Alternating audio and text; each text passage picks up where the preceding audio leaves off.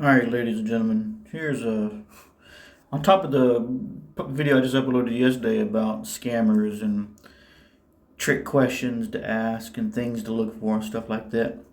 Literally the next day, today, I get someone who sends an email to my business email. Now, typically, we do not solicit anybody for services. They reach out to us.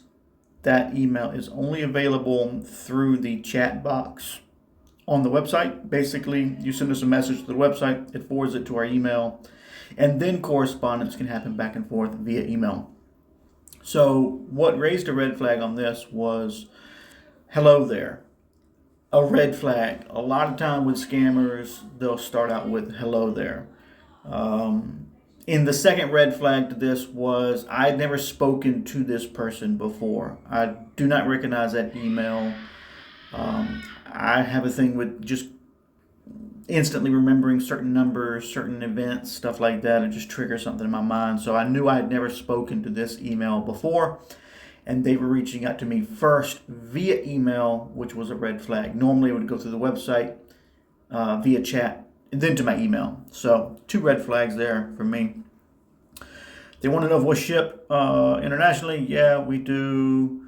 Then they want to know how long it's going to take, blah, blah, blah. It's kind of going to a normal conversation. And then I decide to do my due diligence. And that is looking for this name right here. I simply Google it. It takes me to their website. Their website is really legit. And listen, first, let's go back. There's several different back and forth emails within a few minutes of one another. I mean, 837, 859, 904, 908, 914. This is a little bit of a gap here. There's a gap because I'm doing my due diligence. I'm researching who this is. I'm trying to find out who I'm speaking with. Again, they use the word mate right here. So there's certain keywords that, I'm picking up with who I'm speaking with. And then I call them out on it, right? Because when I go to the website, they want information and, they want, but I need your help or advice as a fellow merchant. All right. Why would you need help or information from me? I mean, look, I'm flattered if you do. I appreciate the thought, but I just don't think I'm that high up on the totem pole that you need information from me on how to do something, right? So I look at their website. It's set up really nice. I noticed something on their email address, and here's what you can see, right? Your website's already set up nice. Your annual sales reports look solid. If you know how to look up that information, good on you. If not, I'm not going to get into that with people. You have a large, it's supposed to be diversity in product. All looks good minus one thing. Your email address is wrong because this one here is their email address on Aloha Overland's website.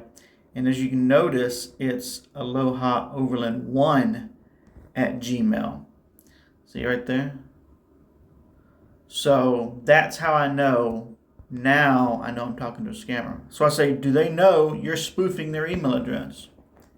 And you know what I get in return? No reply. None. They've been caught. They've been busted.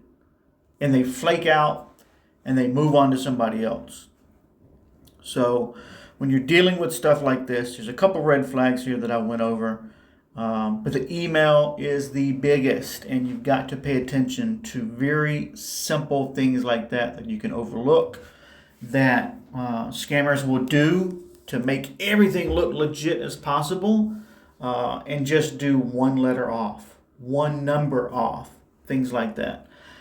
So I caught it and called them out on it, and they went MIA. So anyway, just for funsies, just thought I'd share this with you because I was just talking about some of this stuff yesterday, and here's another one. So anyway, thanks for watching. See you on the next video.